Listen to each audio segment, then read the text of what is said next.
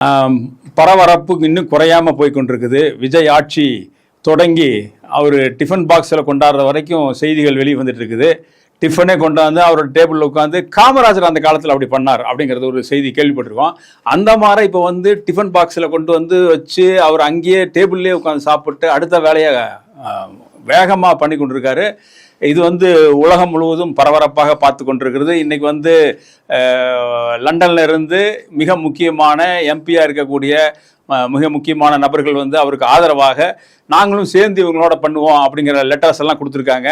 இது வந்து நான் அதனால தான் உலகம் முழுவதும் பரபரப்பான்னு சொல்கிறேன். இப்போ எல்லா பக்கமே இந்த பரபரப்பு போயிட்டு இருக்குது. கனடாவிலிருந்தும் இப்போ அந்த மந்திரி சபையில் இருக்கக்கூடிய எம்பிஸு மந்திரிகள் சிலரும் கூட லெட்டர்லாம் கொடுக்கறதா கேள்விப்பட்டோம்.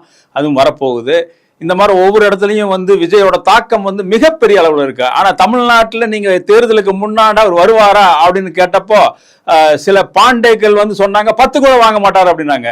இன்னும் சிலர் வந்து 1 கூட வாங்க மாட்டாருனாங்க. ஆனால் இன்னைக்கு வந்து 108 வாங்கி